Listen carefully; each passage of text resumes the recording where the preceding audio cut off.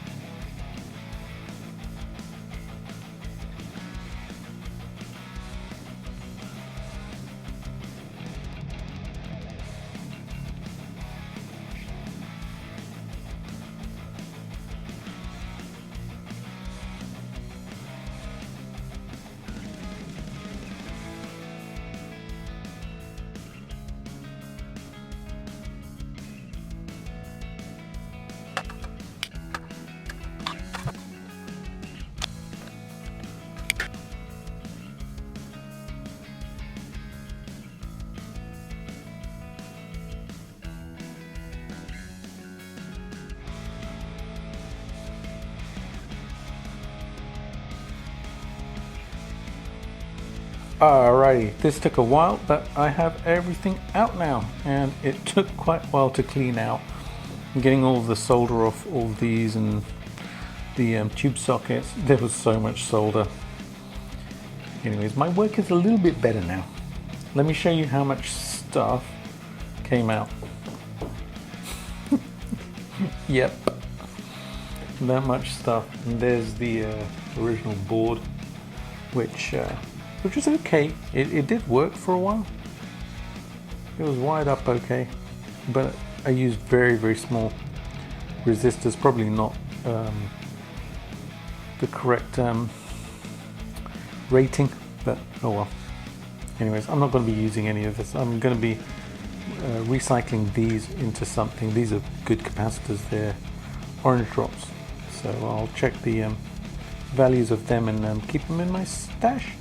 These two maybe I'll keep them, in some of the higher value resistors I'll check what they are as well. But this is nice and clean now, and next stage is to build the boards, which will go here and here. I'm gonna build two boards out of this stuff here, which will fit very nicely in there. And I have some stands as well, so that they'll be raised off the base.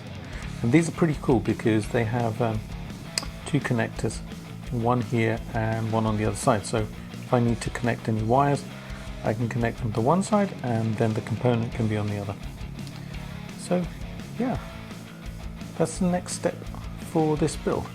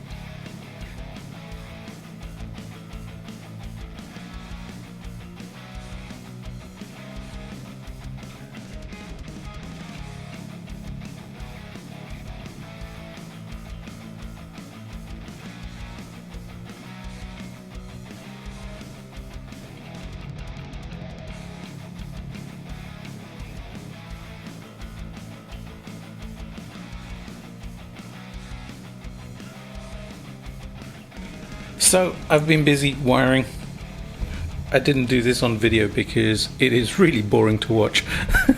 As you can see, there are a lot of wires and they basically have to be measured inside the chassis and then cut to size and then tinned and then soldered to the correct places on the board.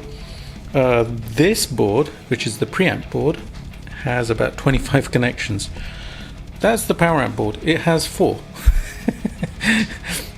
So this took quite a lot less time than this one. But I've got everything measured out. I might need to just trim these wires. These ones are gonna go from the preamp board to the power amp board. They're the power supply to the preamp. So I've been doing that. That's all done, ready for installation. But before I can do that, I need to get the heater wires done on the tubes, or the tube sockets I should say. So these two wires actually are from the power transformer. They're the heater supply, and I've actually done the wires for the heater supply. Now I've pre-done these, and if I can get close enough into here, there you go. What I've done is, rather than actually wrap both wires together all the way to the end, I've wrapped the second wire at the top here, and I've done the same thing here, and I've left this wire just as a single wire.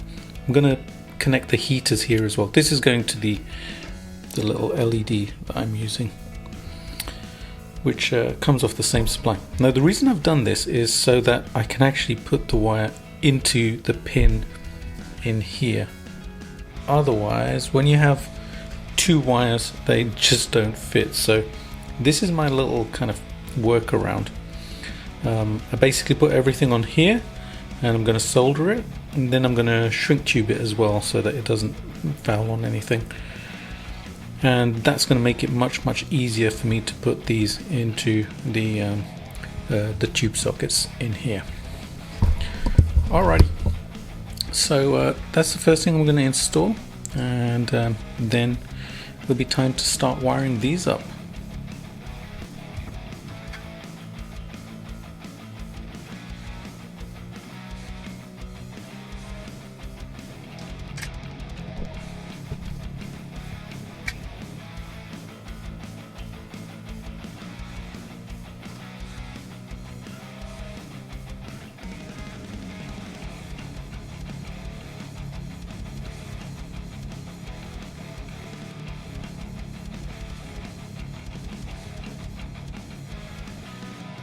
Alrighty, the face plates for the amp are now done.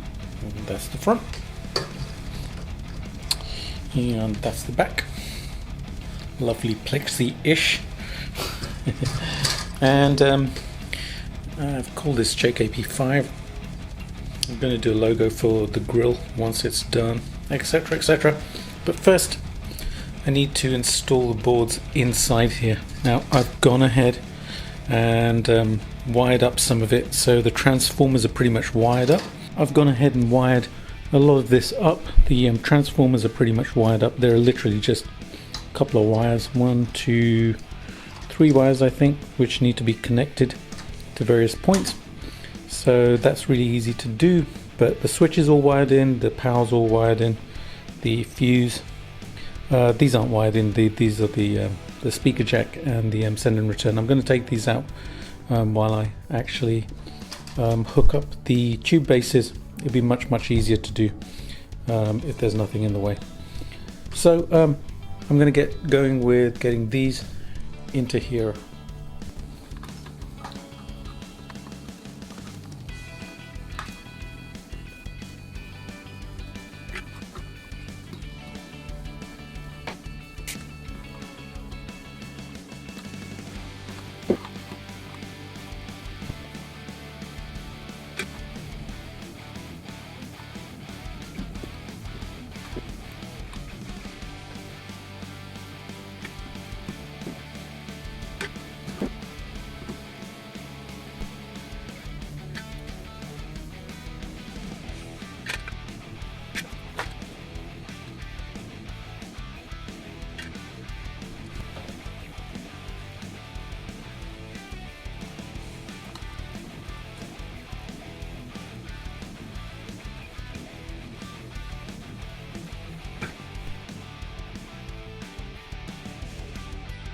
Alrighty, the first board is installed. Took quite a while because there were a lot of wires, but it's neatly done. I literally just have these 3 wires and a couple of other wires to connect. It won't take long. They're basically to the send and return for the FX loop.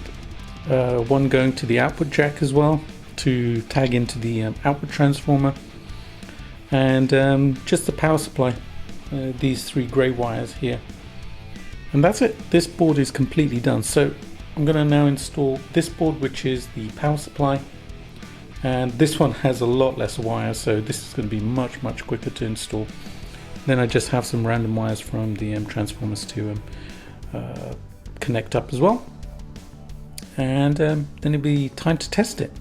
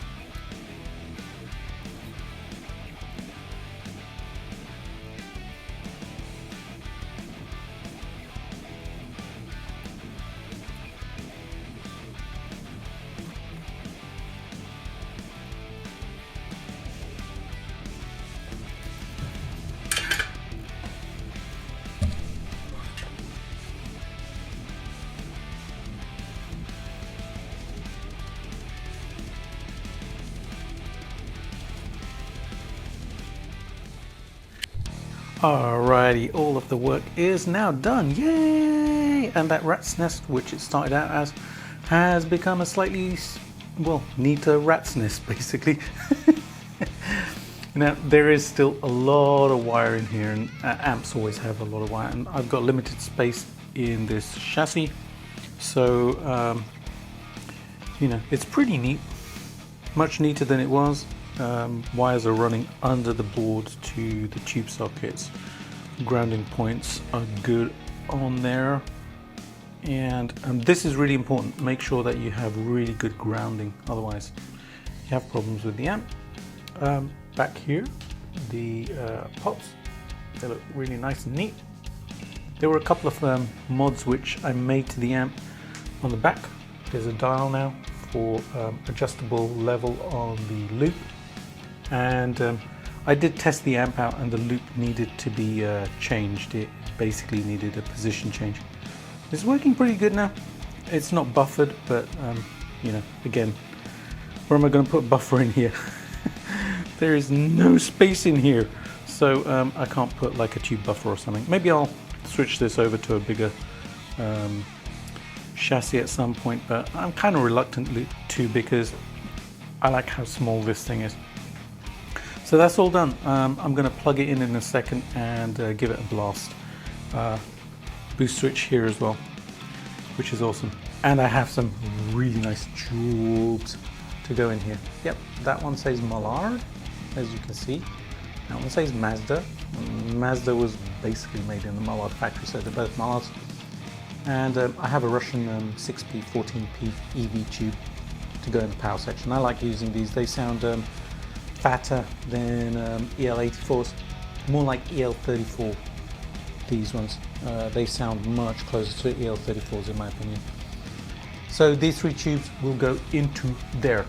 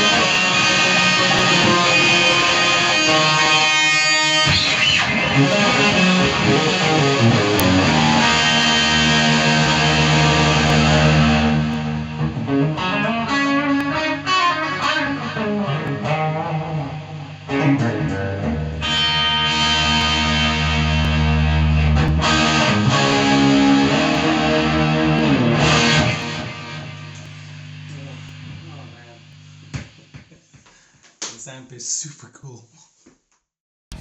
Mini-Me needed a cabinet, so I made one. Yay. Basically the design is pretty much the same as my Plexi, which was the whole idea. So this will go into here. One more thing that I built as well. Let me show you that as well. Because the other thing that a Mini-Me amp needs is a Mini-Me cab. Yeah, check this out. This is a 1x8 cab which I have built. It has a Celestion 15.8 in there, or 815, I can't remember which designation it is. I call this JPCH, JP5 going into JPCH. Yeah, obviously JP cab 8-inch speaker. It's ported, so 2 bass ports in there. And you might be wondering what this whole arrangement is. Burr, switches, and dial. Well, this is actually an L-pad attenuator. So I have an attenuator built right into the cab. And basically, when I flick this first switch, it turns on the attenuator so that I can attenuate the volume down from maximum there to minimum, which is really, really quiet. And the second switch is actually a bright switch, so it adds a bright cap in case the cab gets dark when I attenuate. So, cool little cab. Alright, I'm going to put the amp into that cabinet and then give this a whirl.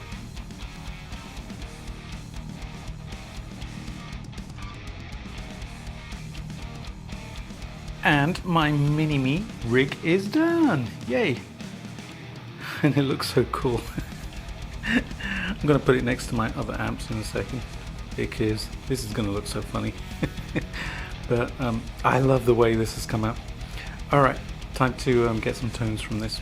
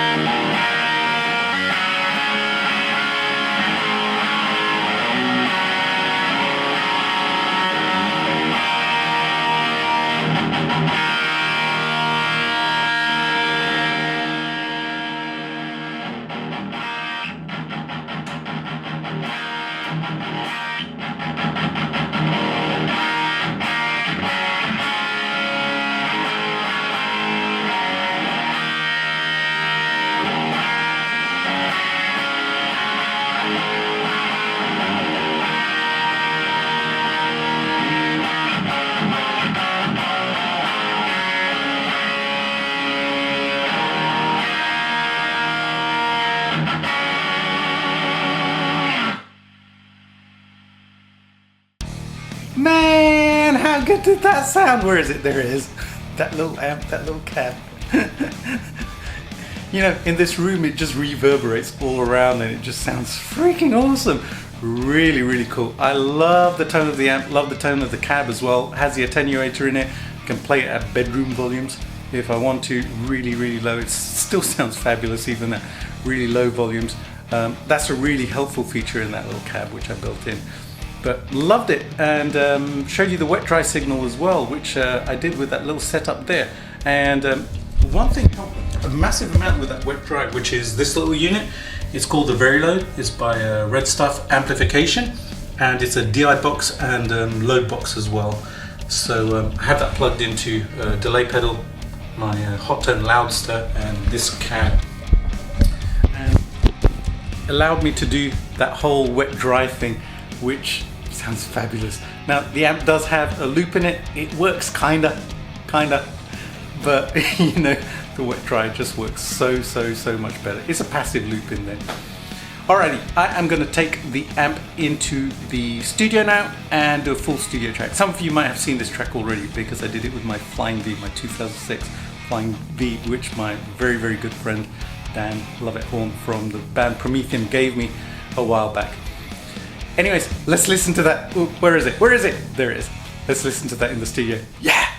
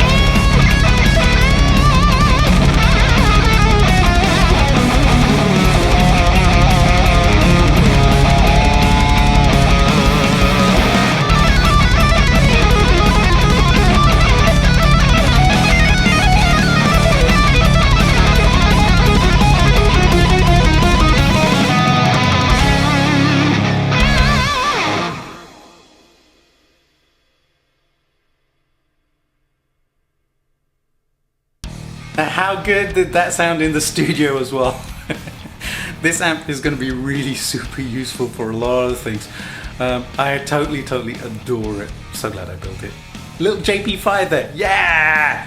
Alright guys and girls, I hope you enjoyed that. If you did, please do give this video a like, share it as well. Helps the YouTube algorithm a whole heap, and in doing so helps me a great deal to grow my channel and stuff, and it's so much appreciated. And if you haven't done so already, please do hit that subscribe button, hit the bell notification, as new videos will be coming out really soon, including my next amp build. I'm going to start another amp build really soon actually. Yeah. And it's by Head First Amps. It's actually a take on a Wizard MC2. Yeah, that's gonna be incredible to do. Wait till you see that amp. It's insane. It's gonna be freaking insane. Have a fantastic day, and I'll see you really soon with another video. See you later. Bye.